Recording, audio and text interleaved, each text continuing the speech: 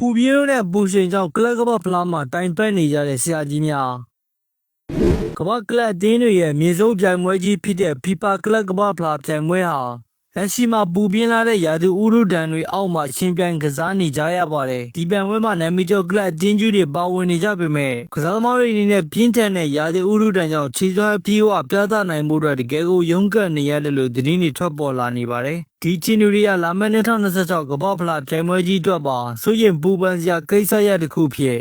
ဘောလုံးလောကသားတွေကြားမှာလေတံတွေထွက်ပေါ်လာပြီးပဲဖြစ်ပါတယ်။လက်ရှိကျင်းပနေတဲ့ကလပ်ကမ္ဘာဖလားပြိုင်ပွဲဟာအမေရိကရဲ့ပူပြင်းတဲ့ရာသီဥတုဒဏ်အောက်မှာကစားနေရတာအမှန်ပါပဲ။ပြင်းထန်တဲ့နေပူရှိန်နဲ့စူထိုင်းစာမြင်မာမှုတွေကြောင့်ကစားသမားတွေဟာပုံမှန်ထပ်ပုံမှုပင်ပန်းနှံနေကြပြီးသူတို့ရဲ့ရုပ်ပိုင်းဆိုင်ရာကြံ့ခိုင်မှုတွေကိုပြေဝထိန်းသိမ်းထားဖို့တကယ်ကိုခက်ခဲနေပါတယ်။ဒီလိုပင်ပန်းတဲ့မှုတွေဟာခြေစွမ်းပေါ်မှာလည်းဓာတ်ရိုက်သက်ရောက်မှုတွေရှိနေတာကြောင့်ကစားသမားတွေအနေနဲ့သူတို့ရဲ့အကောင်းဆုံးပုံစံကိုကွင်းထဲမှာထုတ်ဖော်ပြသနိုင်မှုရုန်းကန်နေကြရပါတယ်။စာပိုင်းမှာဥရောပကလာတဲ့ကစားသမားတွေသာဒီရာသီဥတုဒဏ်ကိုတိုင်ပတ်နေတယ်လို့ထင်ရပေမဲ့အခုဆိုရင်တစားတက်တစားအတန်ထွက်လာရကနေတောင်အမေရိကသားကစားသမားတွေပါဒီပူပြင်းမှုဒဏ်ကိုမခံနိုင်တော့ပဲပါဇက်ကနေထုတ်ဖော်ပြောဆိုလာကြပြီပဲဖြစ်ပါတယ်။ဒါအပြင်ကစားကွင်းရဲ့မြင့်တဲ့ပြင်အခြေအနေတွေကလည်းမကောင်းမှုလို့ကစားသမားတွေကစောတကတက်နေကြပါတယ်။ဘောလုံးအားကစားအတွက်ကွင်းရဲ့မြက်ခင်းပြင်အားရည်သွေးကောင်းမှုဖို့အလွန်ရေးကြီးပါတယ်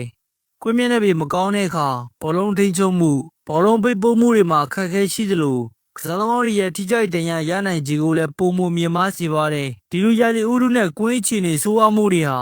ကစားသမားတွေကိုပုံမှန်ထပ်ပုံမပင်ပန်းနေစေပြီးအကောင်းဆုံးခြေစွမ်းပြသနိုင်ခြင်းမရှိဘူးလို့ပြောဆိုနေကြတာပါဒီလိုပူပြင်းတဲ့နိုင်ငံတွေကကလပ်တင်းတွေနဲ့အဲ့ဒီမှာပုံမှန်ကစားနေတဲ့ကစားသမားတွေအတွက်ကတော့ဒီရာသီဥတုတန်ကတိတ်ပြီးမှုလောက်စရာမရှိနိုင်ပေမဲ့ကမ္ဘာတစ်ဝန်းကနေလာရောက်ရှင်ပြိုင်ကြတဲ့အများစုသောကစားသမားတွေရဲ့အတင်းတွေအတွက်ကတော့တကယ်ကိုအဆင်မပြေဖြစ်နေကြတာအမှန်ပါပဲပုံမှန်အပြင်ကမ္ဘာစီမီပြိုင်ပွဲကြီးတွေမှာကစားသမားတွေရဲ့ကျန်းမာရေးနဲ့ခြေစွမ်းကိုထည့်သွင်းစဉ်းစားပြီးပြင်ဆင်မှုတွေပြုလုပ်ပေးရရှိပါတယ်။ဥပမာကာတာနဲ့ဆော်ဒီအာရေဗျနိုင်ငံတွေမှာကမ္ဘာဖလားနဲ့အာရှဖလားလိုပြိုင်ပွဲကြီးတွေကိုလက်ခံကျင်းပတဲ့အခါပူပြင်းတဲ့ရာသီဥတုကိုရောပါစေအောင်ကွင်းတွင်းလေပေးဆက်တွေတက်ဆင်ထားတာမျိုးကစားချိန်ကိုချိန်ညှိတာမျိုးတွေပြုလုပ်ပေးလေရှိပါတယ်။ဒါပေမဲ့လက်ရှိကလပ်ကမ္ဘာဖလားမှာတော့အဲ့ဒီလိုမျိုးကွင်းတွင်းလေပေးဆက်တွေတက်ဆင်ထားတာမျိုးမရှိတဲ့အတွက်ကစားသမားတွေအတွက်သက်သောသက်သာကစားနိုင်ခြင်းမရှိပဲတကယ်ကိုပင်မကြီးစွာရုန်းကန်နေကြရပါတယ်။ဒီလိုမျိုးရာသီဥတုပူပြင်းမှုနဲ့ကွင်းအခြေအနေမကောင်းမှုတွေကြောင့်လက်ရှိကလပ်ကမ္ဘာဖလားမှာကစားသမားတွေရုန်းကန်နေရတာကိုမြင်တွေ့ရတဲ့အခါ